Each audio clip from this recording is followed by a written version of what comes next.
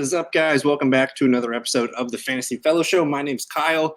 Tonight, it's August 19th on a Monday evening. We're going to be doing an ESPN live mock draft here from the 111 spot. So if you're drafting at the back end of the draft, whether it's 10, 11, 12, maybe this draft will be of good use to you. I hope that you guys are going to be drafting this weekend or Labor Day weekend coming up.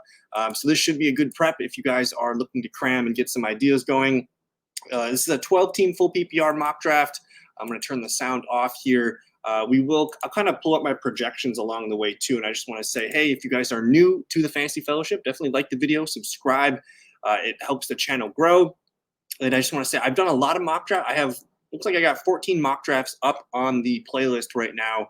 I've done, 1 all the way to 110. Today we're at the 11 spot. Tomorrow night we'll stream the live one from 12, and we'll be kind of done with our live mock draft series. But I'm going to keep pumping out mock drafts. Check those out if you guys need to do some research. But we'll kind of pull up my projections along the way and make sure that we're staying true to what we believe is going to happen this year. So the draft's underway. Bijan Robinson, top 4. We got CMC, Chase, Breece Hall, Bijan, and CeeDee Lamb. That's kind of the consensus top 5. I want a top 5 pick this year.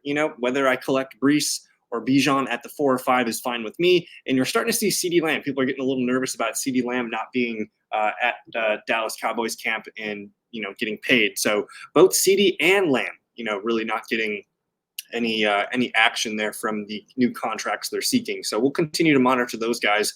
As I record this, the season doesn't start for another 2 or 3 weeks. If you're drafting this weekend and there's still no deal, I get it. It's a little bit worrisome. You can maybe lean into the running backs, Breece Hall or Bijan. But I think I'm still going to take Jamar Chase and CeeDee Lamb. These guys will be playing this year. They will be ballers when they do get on the field.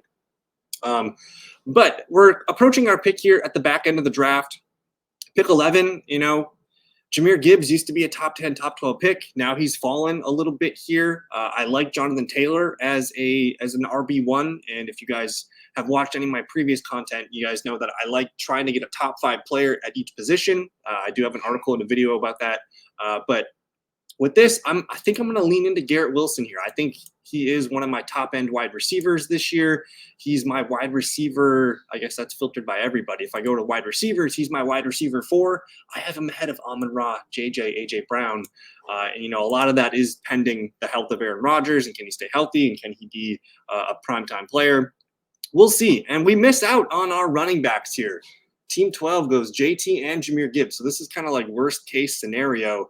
I think, if you want a balanced start, you can go Kieran Pacheco to get that running back on your squad here. I don't hate grabbing Puka or Olave here.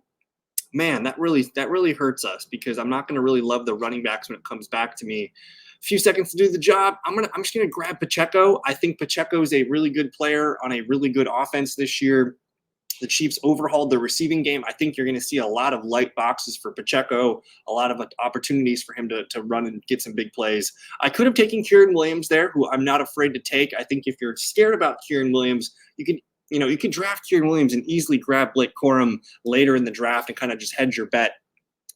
It's a round 2 pick. It's not a cheap pick, but you can grab Kieran and you can plan to reach a little bit and get Blake Corum and lock up that Rams backfield. So I think both Pacheco and Kieran are fine consolations there. Ideally, I would have gotten JT or Gibbs to pair with Garrett Wilson, but we'll stick to the build here. The top 5 receiver is Garrett Wilson.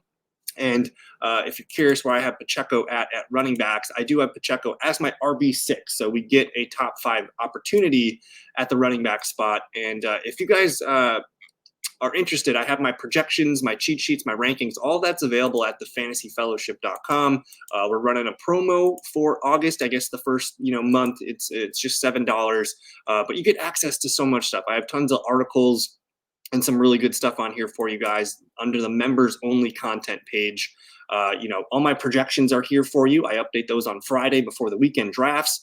I have this awesome fantasy depth chart for you to look at, projections, redraft articles, and just a lot of stuff on here, guys. So check out thefantasyfellowship.com.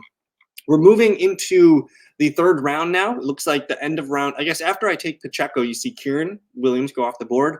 I like Chris Olave. I know a lot of people are nervous about Olave and potentially being on a bad team this year, but Olave is going to get a ton of targets, and I like that. I'm not a big fan of Derrick Henry in full PPR formats. I like Travis Etienne more than Derrick Henry. I'm fine with taking Marvin Harrison, man, especially when you get Marvin Harrison as your wide receiver too. I think that's where it feels pretty good to get him on the team. Puka, Nico, I like both those guys here. Puka's on a little bit of a discount since he's out with an injury. Joe Mixon, a little bit high for my liking, and then Pittman, also a little bit high for my liking. But I love Drake London. I don't get why his projection is a little bit lower than some of the other guys. Devon Achane, though, is one of my favorite running backs, and he's one of those guys that qualifies as a top 5 running back that goes much later than the top 5 running backs. James Cook's another one of those guys. I think Rashad White's another one of those guys. I'm kind of out on taking early tight end. We see Kelsey and Laporta go back-to-back here, 29 and 30.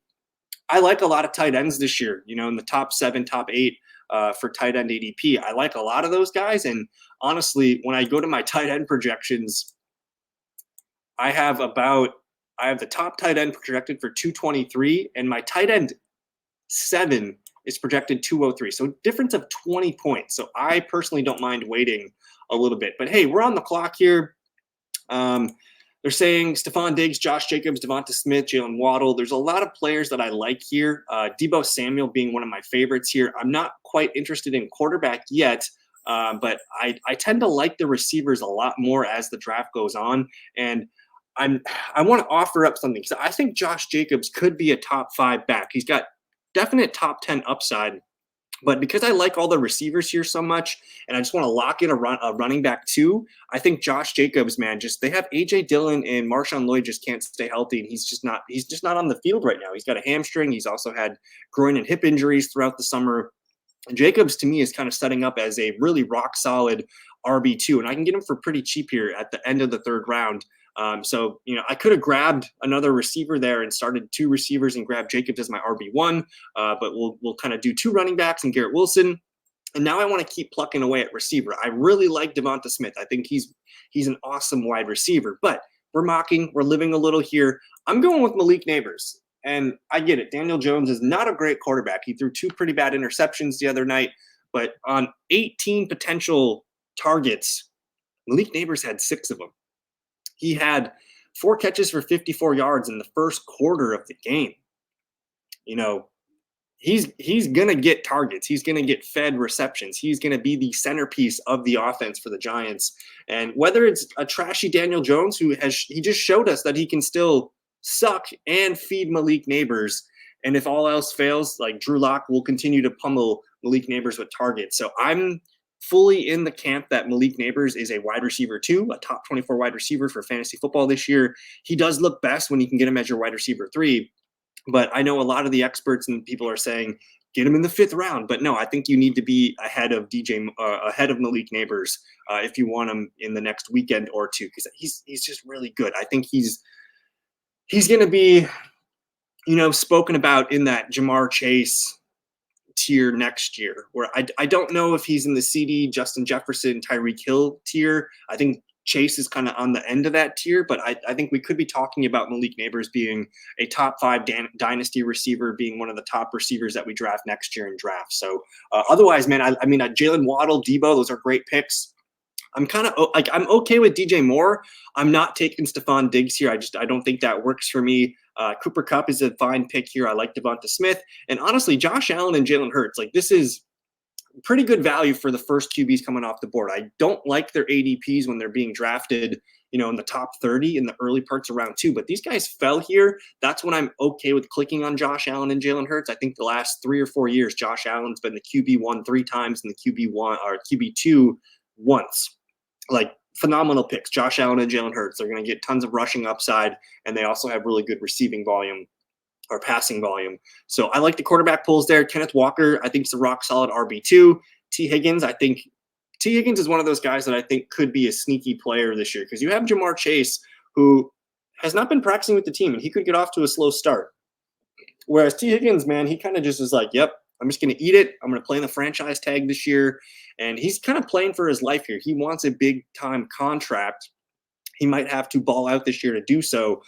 I think T. Higgins, round 4, he looks better as a wide receiver 3 flex, but I think he's in for a good season. I like Patrick Mahomes and Trey McBride, man. he's one of those tight ends that I like to pick. I don't like to take Kelsey or Laporta because I like getting McBride. We'll talk about Andrews, some of those other guys. In the 5th round, you got Calvin Ridley, Ramondre. I'm not really big into those guys. I think Zay Flowers is a good pick. I'm okay with David Montgomery being just a volume RB2 play in redraft leagues. He just doesn't have that big ceiling. I don't think he can reach a lot of 20-point fantasy games unless Jahmyr Gibbs is hurt. But Lamar, great value there. I'm completely all the way out on Zamir White in the 5th round. I think he's one of the worst picks you can make in the 5th round. Richardson, Mark Andrews, Kincaid, and CJ Stroud off the board here. So we're on the board. I could look at tight end here. Evan Ingram and Kyle Pitts jump out to me as some guys that I really, really like in this range. Tank Dell, I'm nervous about him not being on the field enough. I think George Pickens, the longer that what's his name? Brandon Ayuk's not a Steeler. I think it could be really good for him. I'm just going to grab my tight end, though, Kyle Pitts. I think Kyle Pitts, I don't have a share of the Falcons guys, and I want one. I want Bijan London or Pitts this year, so I will happily fall on Pitts. I think Ingram's a really good bet to be a top 5 tight end, too, but Kyle Pitts has been one of my favorite guys to draft. He's up here at tight end 3 for me. I think, just Kirk Cousins, man, it's going to lift him up to new heights. And I know he's been kind of struggling to make it happen in 3 years here, but I think he's one of the better picks you can make. So we have a flex spot to fill, whether it's Tank Dell, George Pickens. These guys offer a lot of boom. I'm not interested in Jones or Brooks or Swift here. Maybe Connor, but I think pulling these receivers interests me the most. And I'm all the way in on Terry McLaurin. I think he's looked really good in his preseason usage with Jaden Daniels. And I keep coming back to the fact that Terry McLaurin's been a 1,000-yard receiver for the last 4 years. And let me just roll off his quarterbacks that he's played with. Alex Smith, Dwayne Haskins, rest in peace. You're talking Taylor Heineke. You're talking Sam Howell. You're talking Carson Wentz. Ryan Fitzpatrick, Jacoby Brissett. I'm probably missing some guys here. But it's Kyle Allen. It's been pretty ugly. And now you're getting a guy that probably is – he is the best quarterback that Terry's played with. I think we're looking at maybe a career season, and the preseason usage, again, looked really good for Terry McLaurin. So I'm moving him up the boards. I took Terry McLaurin over Amari Cooper. I think those were the 2 guys that I was looking at because they're the number 1s on their team. I think you could make a case for Jaden Reed, Christian Kirk, Deontay Johnson to be the number 1s on their team. If I didn't take those guys, I think Rashee Rice is the best pick you can make. And I don't care where it is. In the 6th round, man, you just pull the trigger. There's a chance that Rashee Rice comes back to me, but I kind of regret that now. I wish I had seen because I probably would have went, I don't know, McLaurin and Rice are both really good players, but Rice should not be going in the 7th or 8th round of fantasy drafts in your redraft league. I don't think he's going to get suspended this year. All the data suggests that he's going to be suspended in 2025. So you're getting the number 1 player that's going to catch passes for Patrick Mahomes. I think Rashee Rice gets more receptions, targets, yards, and touchdowns than Travis Kelce this year. And there you go. Rashee Rice at 6'12". That's a great value for the number 1 receiver on the Chiefs. But as we get into the 7th round, man, I'm liking a lot of the values here. We're going to get a dip on Jaylen Warren, and I know it's a hamstring. It could happen again, but honestly, a hamstring can happen to anyone again. I know he's at greater risk to re-injure it, but as of today, we're still 2.5 weeks away from the Steelers taking the field, probably 3 weeks away, honestly. There's a lot of time for Warren to heal up. If he misses week 1, that's okay. You can get him as your RB3 and wait for him to get back into the mix. So I like buying the dip on Jaylen Warren. I like Christian Kirk's banged up, Deontay Johnson. All these guys are banged up right now. I think Najee Harris is a pretty good click, though. He was a good click even before the Jaylen Warren thing. But now Najee's presenting a pretty good value. I like some of the receivers coming up here, and I love a lot of the quarterbacks yet. So we'll wait for QB. But this board fell really well. I'm getting a lot of running backs and receivers that I like here. One receiver that I really like is Jackson Smith-Njigba. We just missed on Jaylen Warren, so that hurts a little bit. I'll grab Najee Harris here just to kind of land as my RB3. I feel pretty good about him being my 3rd guy. And honestly, we're pretty rock solid throughout here. We have 3 good running backs, 3 good receivers, and a starting tight end. So I'm happy with what we did. And now we get to get our 4th receiver, whether it's Christian Kirk, who I think is the best receiver on the Jags. Deontay Johnson's the clear leading receiver for the Carolina Panthers. But something tells me Jackson Smith-Njigba has a ton of upside in this Seahawks offense, whether it's Geno Smith or Sam Howell. I think, Christian Kirk's got a calf injury right now. Deontay Johnson, what's his deal? dealing with a groin injury right now, but he's on the Panthers. I think there's some questions with these guys where I'm just going to be like, I think JSN has a chance to lead the Seahawks in receptions and targets this year. I'm going to take a chance on him. But man, Deontay is going over 140 targets if he's healthy all year. Christian Kirk probably in the 120s, 130s. These guys are both reliable wide receiver 3-4s for your bench. But there's a lot of running backs that I passed on over here too. I think Zach Moss is going to lead the Bengals in carries. I think Tony Pollard is an excellent sleeper running back if you need a running back too. Zeke Elliott, just kind of a boom bust kind of touchdown dependent running back too. But Addison, Eckler, McConkey, I'm kind of in on Singletary. If I don't get Malik Neighbors, I think you should probably circle Singletary as just like a volume play. I mean, he's going to get these games where he gets, at minimum 13 to 16 carries per game. If he doesn't score a touchdown, it's going to look a lot like this. The 16 for 80 and 3 catches for 6 yards. Like, it's going to look a lot like that. So I'm open to Singletary pretty late. Let's kind of review what's going on late here. 8th round, I missed on Jaden Daniels. He was the QB that I was looking for. I didn't see him in the ADP queue. So if you want Jaden Daniels this weekend, you have to pull him probably in the 7th to 8th round. So he reached on him pretty aggressively. I did not see him ranked anywhere in that range. So Jaden Daniels was the QB that I was going for. I'm obviously waiting for QB here. We'll find somebody that we like. But Moss, Marquise Brown, Ezekiel Elliott, I love the Deontay value. Honestly, I like the DeAndre Hopkins, Christian Kirk value a lot too. I think Tony Pollard's a good pick this late. Chase Brown, a sleeper running back that could get more work as the year goes on. I do want to put Rome Odunze on my bench. You want a rookie receiver this year. We got Malik Neighbors, but I might grab another one or two. McConkey's one of those guys that I like to grab. Sutton's fine. Eckler, Singletary, Raheem Mostert, both good veteran, all 3 good veteran running back pulls. Corum, Nick Chubb, and Dallas Goedert. So we need a quarterback. Caleb Williams or Brock Purdy are the 2 that I'm looking at. If I just double check here, I mean, I could grab one more rookie receiver here, whether it's Brian Thomas Jr. or Worthy, but I don't have a piece of the, I do have Pacheco, but I'm going to grab Worthy, and we're going to see what Lucrative does here with his round 9.12 pick. I just want to see, does he have a QB? He does have Jordan Love, so it made sense for me to grab that flex player here. I could wait on QB even later. I think I do want to grab Caleb Williams, though, as a guy that is probably my QB1 right away. I was looking at the schedule, and it's pretty nice, guys. Like, he's going to get – this might be last year's schedule. I'll pull up the Bears schedule here after I take Caleb Williams.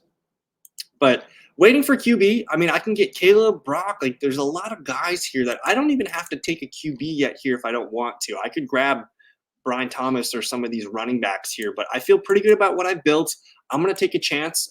I was hoping for Jaden Daniels, but we'll take a chance here on Caleb Williams, who does have the rushing upside. We know he's a really good passer. Look at their schedule the first few games here. Tennessee, Houston's okay, good defensively. Indianapolis, the Rams, the Panthers, the Jags. Like, I kind of like Caleb Williams' chances the first 6 games. And then when he does get back, you're talking Washington, Arizona, New England. That's like a money spot right there.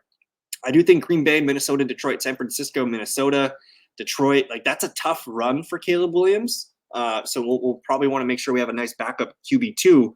But the first 10 weeks of the year, I'm probably just locked in with starting Caleb Williams. And if it goes bad, I'm still looking at Purdy. Like, there's a lot of guys available here that I think I'm fine starting at QB. We do want to continue building some running backs and receivers. I'm going to share with you one of my favorite backup tight ends. And it's the guy that I want to come away as a tight end to in all my leagues. And it's going to be Taysom Hill. So we want Taysom Hill at some point. For backup running backs, I like taking shots on Rico, Ty Chandler, Zach Charbonnet. I don't like taking Jerome Ford because I know Nick Chubb's coming back, and it's going to be a committee even when Jerome Ford's the starter week 1. But basically, why are you taking Jerome Ford if you have 2 or 3 running backs ahead of him and he's just sitting on your bench? Like, you're taking Jerome Ford to start for you. So I personally don't take a lot of Jerome Ford. The receiver position, looking pretty good here. I could take some shots on some guys, but I'm gonna grab that running back that I like, and I could grab Charbonnet, who's a handcuff with upside on the Seahawks offense. I could grab Ty Chandler, Rico Dowdle. I think all these guys are good picks. I'll grab Charbonnet. I think he's just a valuable guy that's going to have some base work. And if Kenneth Walker gets hurt, he's been injury prone before. We might have something there with Charbonnet. I have 4 running backs that I feel pretty good about, so I don't think I need to pull another one here. The receivers that I like, and I had really liked Curtis Samuel, but he's dealing now with an injury. He's got a hamstring injury himself, and he's considered week to week. He would be the pick that I usually like to make here, but I think Khalil Shakir could get off to a hot start. I think waiting for a guy like Adonai Mitchell is a lot of fun. Dontavian Wicks down here, also another guy that I want to make sure I get on all my benches this year. But I'm gonna take Brock Purdy as my QB2, because if Caleb Williams doesn't work out, I have a rock solid QB2 in Brock Purdy that I feel good about in pretty much any game, depending on matchup. But I think most matchups I'm still gonna like Brock Purdy. So there you go. We got Caleb and Brock Purdy. Our running backs are Pacheco, Jacobs, Najee Harris, and Zach Charbonnet. I might like one more running back there, but I have 2 spots left on my bench. My receivers are Garrett Wilson, Malik Neighbors, Terry McLaurin, and Jackson Smith-Njigba, and Xavier Worthy. We could be done at the receiver position, honestly. I think grabbing a tight end and maybe one more receiver or running back is the move.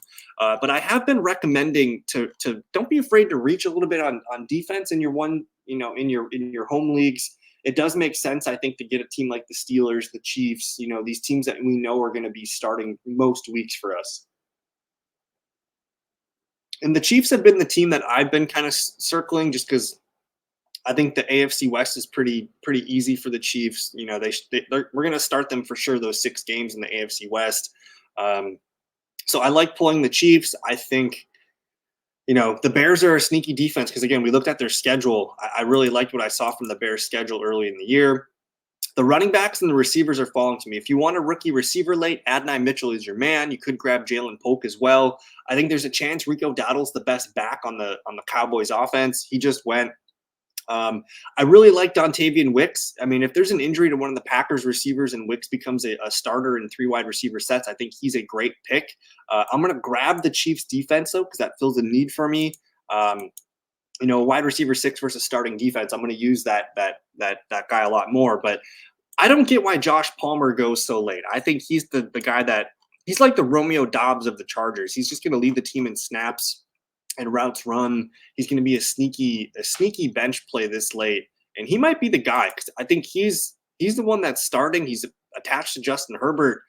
I'm going to take a shot here on Josh Palmer, or I got to grab Taysom Hill. We're locked in with our QB or our tight end too. I just watched Taysom Hill run for a touchdown last night. He is my tight end 13 in the projections right here behind Brock Bowers. I have him passing the ball, running the ball, and catching the ball. I think he is an ideal QB or tight end 2 for you. And you can, he's a QB running back. He's pretty amazing. I think he's the RB2 on the Saints, which is pretty cool that you can get him at tight end. So Taysom Hill, draft him. Please put him on your bench. And we got a kicker and a flex play left. I think, I mentioned Jalen Polk. I like Josh Downs this late. Josh Palmer, one of the better picks you can make this late. At running back, grabbing some of these rookie handcuffs, whether it's Ray Davis, Kamani Vidal, Braylon Allen.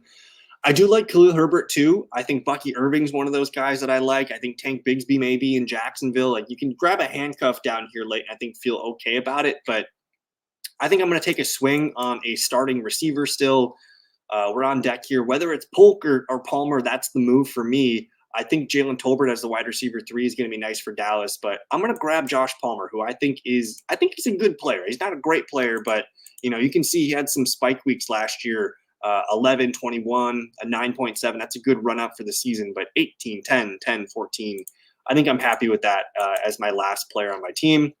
For kicker, I want to get attached to a good offense. I think the Cardinals kicker's in for a good year. Matt Prater, not a great year last year, but he did play a lot better down the stretch when Kyler Murray was playing. So Murray plays. I think Prater's in play because Arizona's in domes.